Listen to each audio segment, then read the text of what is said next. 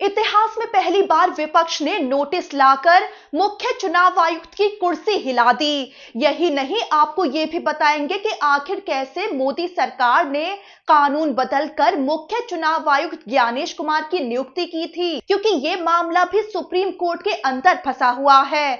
और इतना ही नहीं, ज्ञानेश कुमार पर बीजेपी कितनी मेहरबान है, इसकी एक और मिसाल आपको बताएंगे, जिस पर भी मामला सुप्रीम कोर्ट में चल रहा है। अब आपको पूरा मामला एक एक करके विस्तार से समझना जरूरी है। सबसे पहले बात करते हैं कि कैसे मुख्य चुनाव आयुक्त ज्ञानेश कुमार के खिलाफ महाभियोग प्रस्ताव लाया जा चुका है। मामला गंभीर इसीलिए बन गया है क्योंकि ज्ञानेश कुमार के खिलाफ 193 सांसदों के हस्ताक्षर जुट गए, जो जरूरत से कई ज्यादा संख्या है। अब आपके लिए यह जानना जरूरी है कि क्या सच में ज्ञानेश कुमार को अब मुख्य चुनाव आयुक्त के पद से बेदखल कर दिया जाएगा? नियम क्या कहते हैं और पूरा मामला क्या मोड़ ले रहा है, चलिए आपको बताते हैं। तो विपक्ष ने एकजुट होकर एक बड़ा तूफान खड़ा कर दिया है। पहले तो लोकसभा स्पीकर ओम बिरला के खिलाफ अविश्वास प्रस्ताव लाया गया था, हालांकि वो खारिज हो गया और ओम बिरला फिर से लोकसभा स्पीकर की कुर्सी पर कायम हो गए। अब ये तो पहले से ही साफ था, लेकिन अब मुख्य चुनाव आयुक्त ज्ञानेश कुमार के खिलाफ जो तैयारी है वो बहुत मजबूत नजर आ रही है। विपक्षी दलों ने एकजुट होकर मुख्य चुनाव आयुक्त ज्ञानेश कुमार को पद से हटाने की मांग करते हुए संसद के दोनों सदनों में नोटिस सौंप दिया है। इस नोटिस पर कुल 193 सांसदों के हस्ताक्षर हैं, जो जरूरत से कई ज्यादा संख्या है। ऐसे में ये मुद्दा बहुत ज्यादा गंभीर बन गया है। अब सबसे पहले आपके लिए ये जानना जरूरी है कि वो कौन से ऐसे 7 आरोप हैं जो ज्ञानेश कुमार पर इस नोटिस में लगाए गए हैं। तो ज्ञानेश कुमार पर आरोप लगे हैं कि वो पद पर रहते हुए पक्षपातपूर्ण और भेदभावपूर्ण आचरण रखते हैं, चुनावी धांधली की जांच में जानबूझकर बाधा डालते हैं, बड़े पैमाने पर मतदाताओं को वंचित करने में जुटे हुए हैं। विपक्ष का आरोप है कि मुख्य चुनाव आयुक्त ज्ञानेश कुमार सत्तारूढ़ बीजेपी की मदद करते हैं, खासकर वोटर लिस्ट के स्पेशल इंटेंसिव रिवीजन यानी एसआईआर के जरिए से।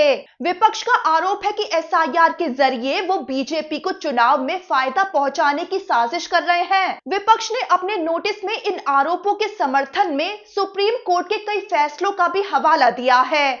इन सभी मुद्दों को आधार बनाकर महाभियोग की प्रक्रिया शुरू करने की मांग की गई है। तो लोकसभा में 130 सांसदों और राज्यसभा में 63 सांसदों यानी कि कुल 193 सांसदों के हस्ताक्षर के साथ ज्ञानेश कुमार को हटाने के लिए ये नोटिस दिया गया है। ये सांसद सभी विपक्ष की पार्टियों से है। खास बात यह है कि ममता बनर्जी और राहुल गांधी इस मुद्दे पर एकजुट नजर आ रहे हैं। टीएमसी और कांग्रेस में चली आ रही खींचतान के बावजूद मुख्य चुनाव आयुक्त ज्ञानेश कुमार को लेकर दोनों मजबूती से एक साथ नजर आए। साथ ही अरविंद केजरीवाल की आम आदमी पार्टी, जिसकी भी कांग्रेस के साथ खींचतान चल रही है, उस आम आदमी पार्टी के कुछ सांसदों ने भी हस्ताक्षर किए हैं। वो भी इस मामले पर एकजुट हो गए। ज्ञानेश कुमार के खिलाफ नोटिस को दोनों सदनों में जमा कर दिया गया। नियमों के मुताबिक लोकसभा में ऐसे नोटिस के लिए कम से कम 100 सांसदों और राज्यसभा में 50 सांसदों का समर्थन जरूरी होता है।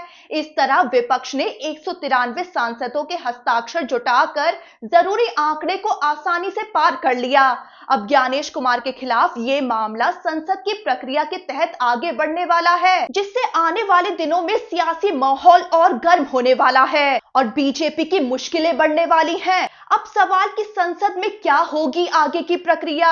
दरअसल मुख्य चुनाव आयुक्त को हटाने की प्रक्रिया भारत के संविधान के आर्टिकल 324 के तहत आती है। इसमें साफ किया गया है कि मुख्य चुनाव आयुक्त को उसी प्रक्रिया से हटाया जा सकता है जिस तरह सुप्रीम कोर्ट के जज को हटाया जाता है। तो इस प्रक्रिया के तहत लोकसभा सचिवालय को ये नोटिस मिल चुका है और अब इसकी जांच की प्रक्रिया शुरू होने की संभावना है। संसदीय नियमों के मुताबिक जब किसी संवैधानिक पदाधिकारी के खिलाफ इस तरह का नोटिस दिया जाता है तो सबसे पहले लोकसभा स्पीकर या राज्यसभा के सभापति ये तय करते हैं कि ये प्रस्ताव स्वीकार किया जाए या नहीं। अगर नोटिस स्वीकार कर लिया जाता है तो इसके बाद इस पर विस्तृत जांच और बहस की प्रक्रिया शुरू होती है। आमतौर पर इसमें कई महीने लग सकते हैं। इसीलिए ये माना जा रहा है कि भले ही ये प्रस्ताव आगे बढ़ गया, लेकिन फौरन कोई फैसला होने की संभावना कम है। इस बीच पश्चिम बंगाल, तमिलनाडु, केरल, असम और पुडुचेरी में होने वाले विधानसभा चुनाव पहले ही खत्म हो सकते हैं। यानी कुल मिलाकर पहले स्पीकर या सभापति नोटिस स्वीकार करेंगे, फिर जांच और बहस होगी। पूरी प्रक्रिया में कई महीने लग सकते हैं और तब जाकर ज्ञानेश कुमार पर फैसला आएगा कि वो मुख्य चुनाव आयुक्त की कुर्सी पर बने रह सकते हैं या उन्हें मुख्य चुनाव आयुक्त की कुर्सी छोड़नी पड़ेगी। अब आते हैं एक और दिलचस्प मोड़ पर कि कैसे मोदी सरकार ने अपने फायदे के लिए कानून बनाए, जिसमें मुख्य चुनाव आयुक्त ज्ञानेश कुमार की नियुक्ति और पावर्स को लेकर भी सुप्रीम कोर्ट में मामले चल रहे हैं। तो मौजूदा मुख्य चुनाव आयुक्त जो है ज्ञानेश कुमार, उनकी नियुक्ति के लिए कानून में बदलाव किया गया था। दरअसल इससे पहले चुनाव आयुक्त की नियुक्ति एक तय प्रक्रिया के तहत होती थी, लेकिन 2023 में कानून बदलकर चयन समिति से चीफ जस्टिस ऑफ इंडिया को हटाकर उनकी जगह गृह मंत्री अमित शाह को शामिल कर लिया गया। इस चयन समिति में प्रधानमंत्री मोदी और विपक्ष के लीडर के रूप में राहुल गांधी मौजूद रहे। लेकिन अब एक तरफ दो आदमी अमित शाह और पीएम मोदी और दूसरी तरफ सिर्फ राहुल गांधी, तो चलेगी किसकी? बहुमत के आधार पर फैसला सरकार के पक्ष में जाना तय है। अगर कानून में बदलाव ना होता और चीफ जस्टिस ऑफ इंडिया भी चयन समिति में बने रहते तो फैसला अलग हो सकता था। ऐसे में मुख्य चुनाव आयुक्त ज्ञानेश कुमार की नियुक्ति कुछ इस तरह से कानून बदल कर हुई थी।